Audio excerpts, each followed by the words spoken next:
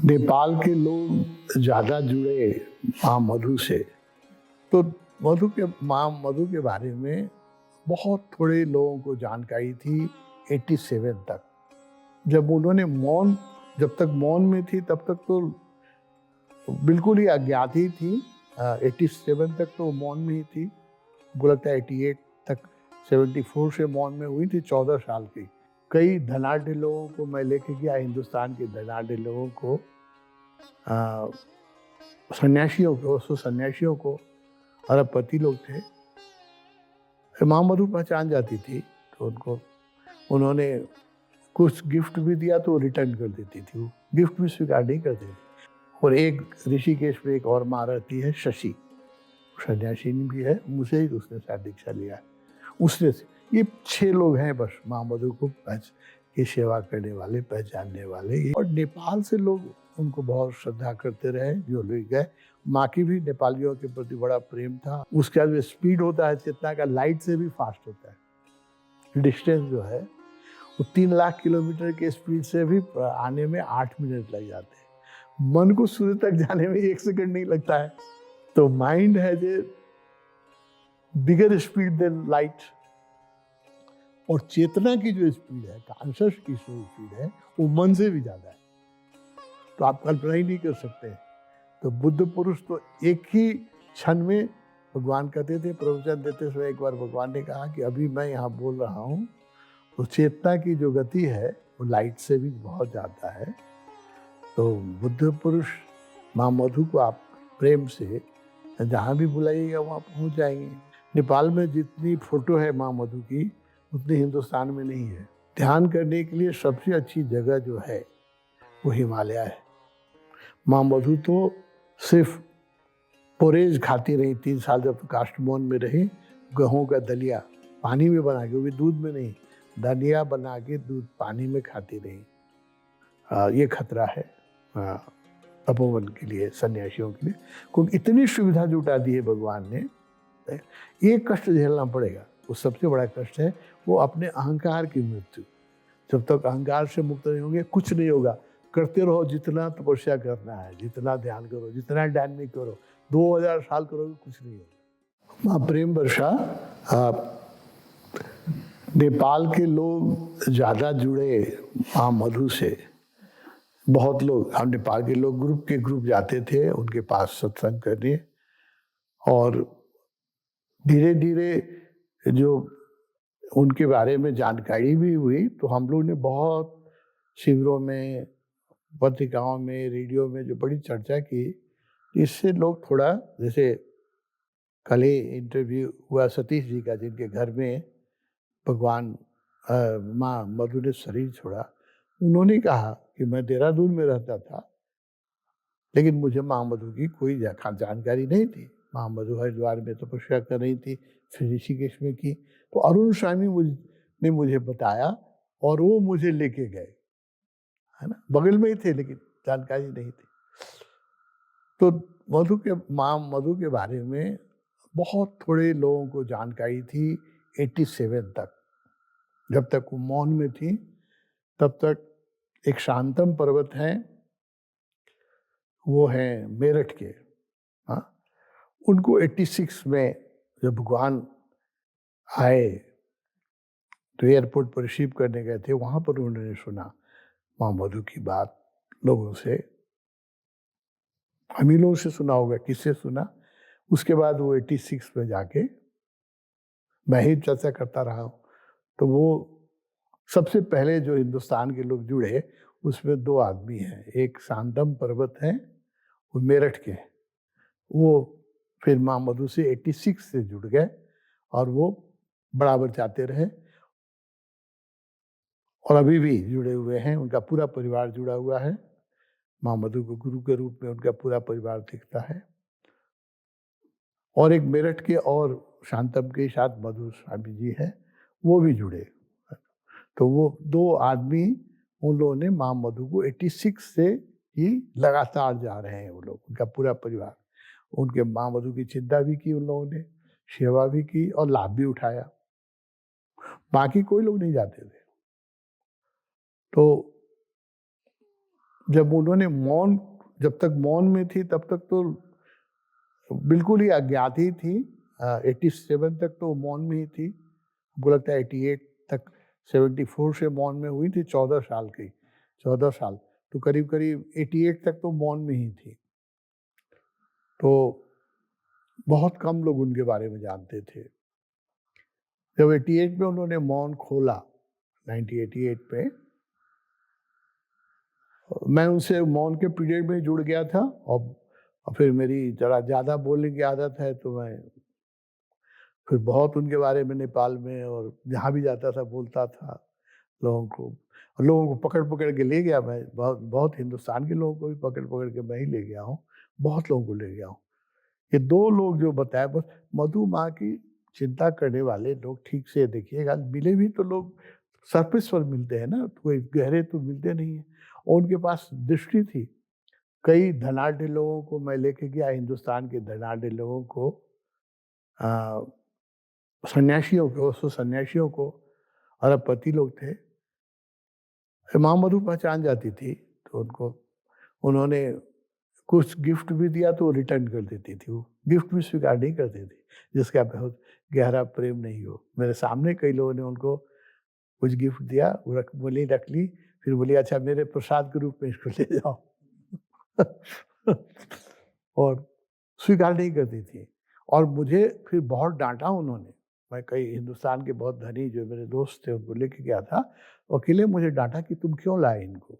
इनको मेरे प्रति कोई श्रद्धा ही नहीं है। तुम्हारे कहने से आ गए हैं, है ना? ऐसे लोगों को मेरे पास मत लाओ। वो एकांगी जीवन जीती थी और उनके पास दृष्टि थी, देख लेती थी लोगों के भीतर की वृत्ति को। तो थोड़े ही से लोग जो माँ मधु की सेवा किए हैं उसमें अ, शांतम पर्वत जी सबसे आगे हैं मेरठ के। पूरा परिवार उनका आज भी समर्पित है। कल उस दिन घाट पर भी देखा उनको मैंने। और मधु जी हैं वहाँ के, वो हैं एक। और एक सतीश जी जुड़े, देहरादून ओशो रिज़ॉर्ट के, उनका भी बड़ा समर्पण रहा। उन्हीं के घर में भगवान ने शरीर छोड़ा है। सतीश जी का भी बहुत प्रेम है, बहुत ज़्यादा प्रेम है माँ मधु के प्रति। और अभी ये जो आ गए शशांक और सारिका, ये लोग तो उनके मानस पुत्र-पुत्री जैसे ही हैं। इन लोगों ने तो माँ की तरह उनकी सेवा की, अद्भुत सेवा की। और एक ऋषिकेश में एक और माँ रहती है शशि, सन्यासिनी भी है, मुझसे ही उसने शायद दीक्षा लिया है। उसने से ये 6 लोग हैं बस माँ मधु को की सेवा करने वाले, पहचानने वाले। ये 2 परिवार मेरठ का, एक देहरादून के रिज़ॉर्ट वाले और ओशो रिज़ॉर्ट वाले, शशांक और स सारिका और शशि। हिंदुस्तान में इतने ही लोग उनके भीतर से आत्मीय ढंग, दर्शक के रूप में तो बहुत लोग गए, बहुत लोग गए, फ़ोटो खिंचा के चले आए। लेकिन ठीक ठीक से जुड़ने वाले ये लोग रहे। और नेपाल से लोग उनको बहुत श्रद्धा करते रहे, जो लोग गए। माँ की भी नेपालियों के प्रति बड़ा प्रेम था, हम लोग को बहुत उत्साह देती थी। तो उस दिन जब उन्होंने शरीर छोड़ा है, तो शरीर छोड़ा है, तो नेपाल को तो नहीं छोड़ दिया है, हम लोग को तो नहीं छोड़ दिया है। मैं भी उस दिन बहुत उनकी उपस्थिति महसूस करता रहा अपने कमरे में। मैं गया तो मुझे बहुत उनका बहुत ज़्यादा प्रेम कुछ लोगों को जो मिला है, 5-6 लोगों को जो मैंने नाम गिनाया उसमें मैं भी एक आता हूँ, जिसको उनका बहुत ही प्रेम मिला है। तो उनकी उपस्थिति मैं अनुभव करता रहा अपने कमरे में भी। अभी भी जब उनकी बात होती है तो वो तो आ ही जाती हैं, क्योंकि जो शरीर छोड़ने के बाद चेतना तो मुक्त हो जाती है। बहुत उसका जो स्पीड होता है चेतना का, लाइट से भी फास्ट होता है। लाइट चलती है 1 सेकंड में 3 लाख किलोमीटर प्रकाश की गति है ना? तो लोग कहते हैं कि आइंस्टीन ने कहा कि सबसे बड़ी गति यही है, इससे बड़ा स्पीड नहीं हो सकता है। The ultimate of speed is 3 lakh kilometre पर सेकंड। इससे बड़ा कोई स्पीड संभव नहीं है, आइंस्टीन ने कहा है ना? 1,86,000 माइल होता है 3 लाख किलोमीटर पर second. That is the highest speed, that is speed of light. लेकिन उसको, आइंस्टीन को चेतना का पता नहीं था। मन mind has speed better more than light. सूर्य से पृथ्वी को प्रकाश आने में 8 मिनट लग जाते हैं। डिस्टेंस जो है वो 3 लाख किलोमीटर के स्पीड से भी आने में 8 मिनट लग जाते हैं। मन को सूर्य तक जाने में 1 सेकंड नहीं लगता है। तो mind has a bigger speed than light, है ना। मन तो अभी कभी किसी ग्रह पर कभी तुरंत चला जाएगा, है ना। अभी यहाँ बैठे 1 मिनट में आप अमेरिका चले जाएंगे यार, सोचने लगे कहीं का भी। तो मन का स्पीड जो है लाइट से बहुत ज्यादा है। और चेतना की जो स्पीड है, कॉन्शियस की जो स्पीड है, वो मन से भी ज्यादा है। तो आप कल्पना ही नहीं कर सकते हैं। तो बुद्ध पुरुष तो एक ही क्षण में, भगवान कहते थे प्रवचन देते समय, एक बार भगवान ने कहा कि अभी मैं यहाँ बोल रहा हूँ, और बड़ा रहस्य की बात कही थी, बार बार वो बात नहीं कहा है। उन्होंने कहा कि इस प्लेनेट पे मेरे बहुत सारे भक्त हैं, बहुत जगह हैं, तो इसी समय मैं उनके लिए वहां भी उपस्थित हूँ। मतलब कोई अमेरिका में है, कोई रूस में है, कोई फ्रांस में है, अगर उसको जरूरत है, अभी तुम्हारे सामने मैं प्रवचन दे रहा हूँ, लेकिन इसी समय मैं उनके लिए वहां भी उपस्थित हूँ। और ये नहीं कहा, एक गजब बात कही उन्होंने, कहा कि इसी प्लेनेट पर लोग नहीं हैं जिनको मार्गदर्शन चाहिए, और भी लोग हैं, उस पर भी चेतना है, और उस पर भी मेरे शिष्य हैं। ये बड़ी एक ही बार कहा है वो लेक्चर उन्होंने, फिर उस बात को दोहराया नहीं। बहुत गहरी बात कही, क्योंकि लोग सुनते नहीं है, समझते नहीं सब बात, कौन सुनता है। तो एक लेक्चर उनके मुंह से निकल गया, ये सब बात तो बोलते नहीं है। बोले कि दूसरे प्लेनेट पर भी मेरे शिष्य हैं, और वो जब उनकी पुकार होती है तो उसी समय मैं वहाँ पहुँच जाता हूँ। तो चेतना की जो गति है वो लाइट से भी बहुत ज़्यादा है। तो बुद्ध पुरुष माँ मधु को आप प्रेम से जहाँ भी बुलाइएगा वहाँ पहुँच जाएंगे। प्रेम से बुलाना पड़ेगा, विश्वास से, श्रद्धा से। किसी भी बुद्ध पुरुष को जब हम चर्चा करते हैं, इसलिए मैं संतों की चर्चा करना मुझे सबसे अच्छा लगता है कि जब हम उनकी चर्चा करते हैं तो उनसे ट्यून हो जाते हैं, और उनसे जब ट्यून हो जाते हैं, उनको जब हम याद करते हैं, तो उनकी अशरीरी उपस्थिति हो जाती है। किसी भी संत की आप नाम लीजिए और गहरी रूप से चर्चा कीजिएगा, भीतर से, श्रद्धा से। मैं कई संतों ने तो मुझे ऐसा आशीर्वाद दिया, कई संतों ने कि तुम 5 मिनट मुझे मेरे बारे में बोलोगे तो मैं वहाँ उपस्थित हो जाऊँगा, और लोगों को अनुभव हो ना हो, तुम्हें अनुभव होगा, है ना। तो ऐसा मेरे साथ होता है।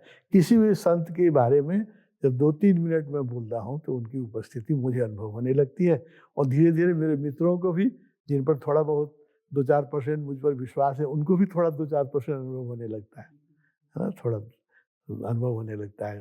तो माँ मधु, आपको विश्वास है माँ मधु के प्रति, इसलिए उस दिन आप शरीर छोड़ी थी, हम लोगों ने उनकी चर्चा की,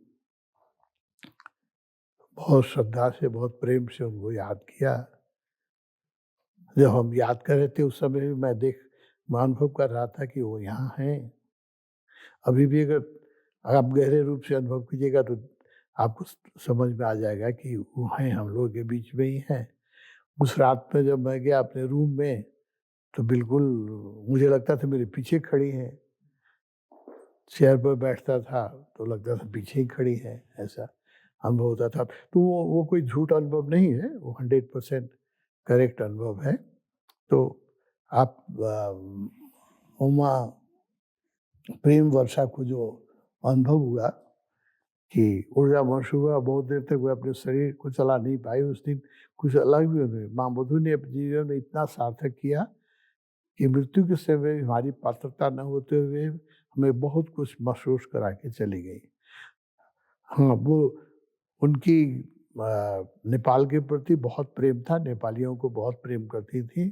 वो कहती थी नेपाल में बहुत अच्छा काम हुआ है। नेपाल में जितनी फोटो है माँ मधु की, उतनी हिंदुस्तान में नहीं है। नेपाल के गांव-गांव के सन्यासियों के घर में उनकी तस्वीर है।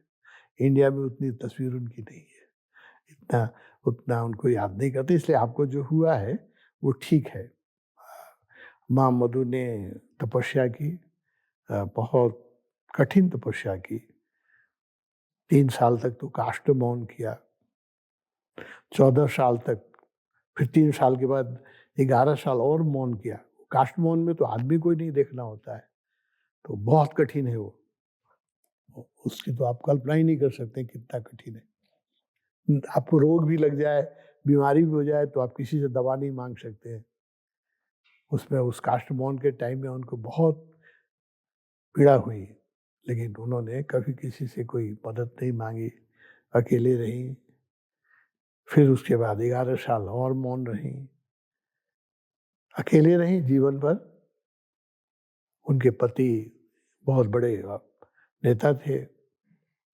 जब ऋषिकेश में आए मैं जब वो मौन में चली गई हरिद्वार में, पहले साधना कर ली तो आए थे। उन्होंने कहा कि चलो घर चलो, मैं अकेले कैसे रहूँगा, मुझे मुझे केयर करो, तो मेरी पत्नी हो, मेरा धर्म है। उन्होंने कहा कि आप दूसरी शादी कर लो, और मेरा धर्म जो है, मैं आत्मबोध करना मेरा धर्म है, सबसे बड़ा धर्म है। तो मैं तुमको परमिशन देती हूँ, तुम जाके दूसरी शादी कर लो। मेरी कोई ऑब्जेक्शन नहीं है, तुम दूसरी शादी कर लो, जो तुमको पत्नी चाहिए, लेकिन मुझे परमात्मा चाहिए, मुझे पति नहीं चाहिए, मुझे परमात्मा चाहिए। तो इतना बड़ा त्याग, ये कहना सुनना तो बड़ा आसान है, लेकिन उन्होंने जो कष्ट सहे सत्य के लिए, लेकिन सब लोगों को उतना कष्ट सहने की जरूरत नहीं है। ऐसा नहीं कि हमको भी माँ मधु की तरह 3 साल काष्ठ मौन करना है या 14 साल मौन करना है। नहीं, भगवान की बड़ी कृपा है। जो लोग तपोवन में रह रहे हैं, उनको अपने सौभाग्य का कोई बोध ही नहीं है। भगवान ने हमें इतना सुंदर बुद्ध क्षेत्र दिया। ध्यान करने के लिए सबसे अच्छी जगह जो है, वो हिमालय है। और हिमालय में इतना सुंदर बुद्ध क्षेत्र भगवान ने दे दिया है, जहाँ सारी सुविधाएं हैं। माँ मधु तो सिर्फ पोरेज खाती रही 3 साल, जब तो काष्ठमोन में रही। गेहूं का दलिया पानी में बना के, वो भी दूध में नहीं, दलिया बना के दूध पानी में खाती रही, है ना।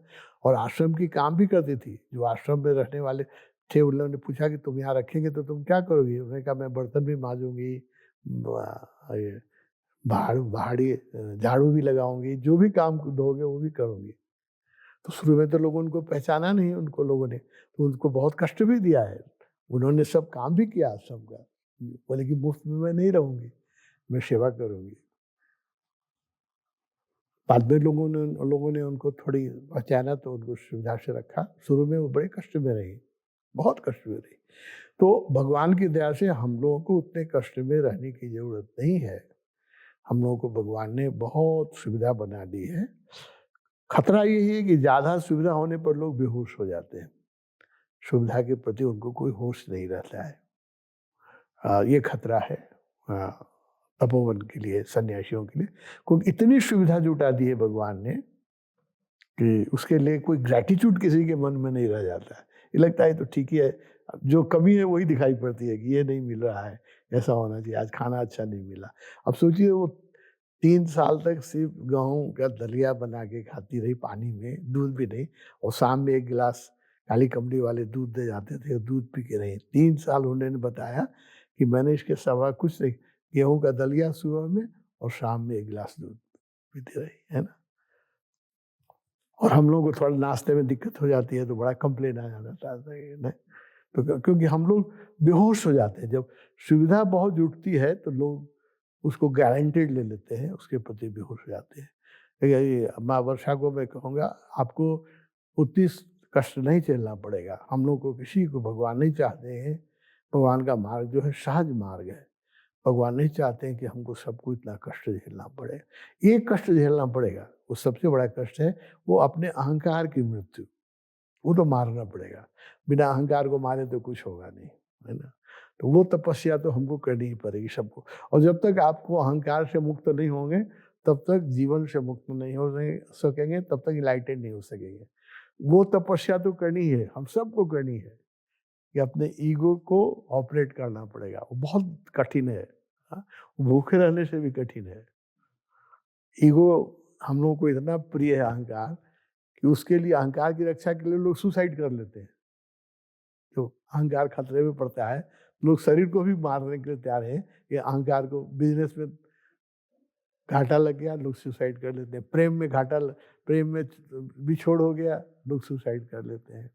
अपमान हो गई, सुसाइड। तो अहंकार की रक्षा के लिए हम लोग शरीर भी छोड़ देने के लिए तैयार रहते हैं।